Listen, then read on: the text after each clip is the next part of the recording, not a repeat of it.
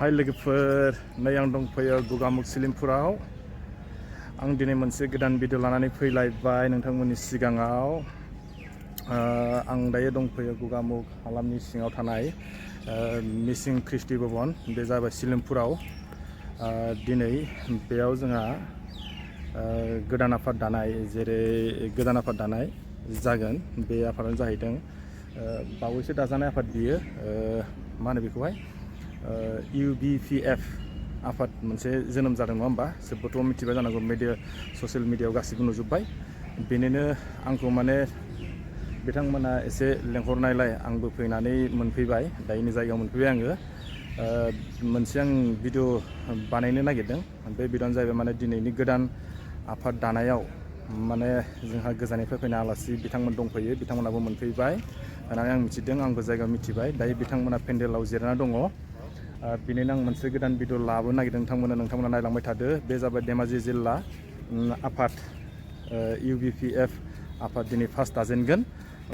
दे बिदिबा नोंथांमोना भिडिअखौ नायलांबाय थादो, आं नोंथांमोननो खोन्थालांसै। दायो आं पेन्डेलाव हाबहैनोसै।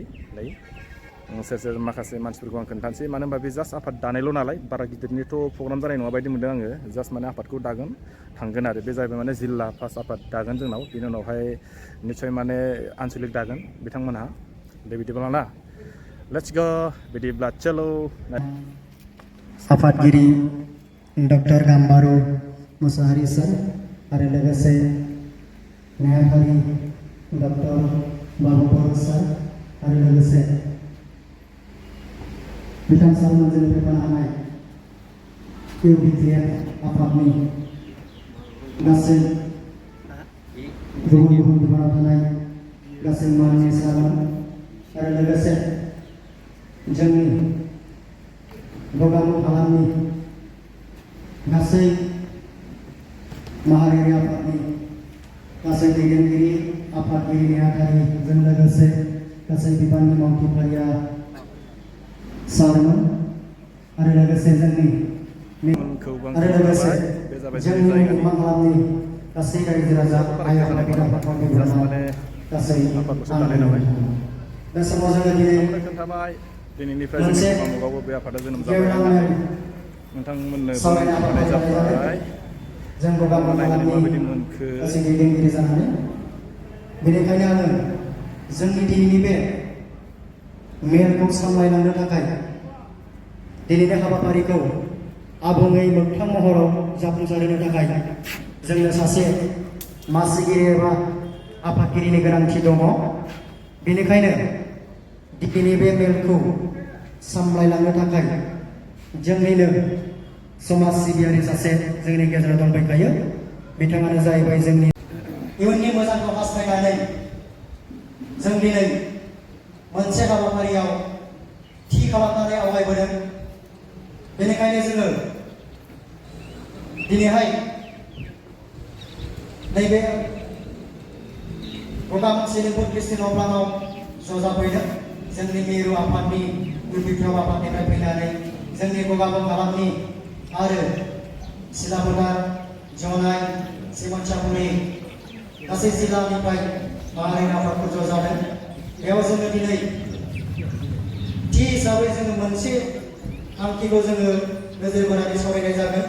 बेनो जाहैबाय जों दिनै जोंनि बे धेमाजि जिल्लायाव UBPF आफादखौ जोङो दिनैनि दिनाव दाफुंनानै लागोन।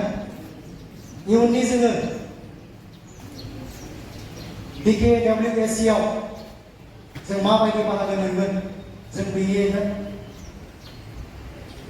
बिनि गेजेरजोंनो UBPF नि गेजेरजों जों जोंनि मोनथायफोरखौ आसाम सरकारनिफ्राय, भारत सरकारनिफ्राय बिफानानै लाबोनो थाखाय बै UBPF आफादनिफ्रायनो जोङो जोंनि मोननांगौफोरखौ बिफाव लाबोनो थाखाय जों दिनैनि बे जोंनि धेमाजि जिल्लायावबो UBPF आफादखौ दाफुंनो थाखाय दिनैनि मेलखौ जोङो नैबे मेलखौ खुंनाय जादों।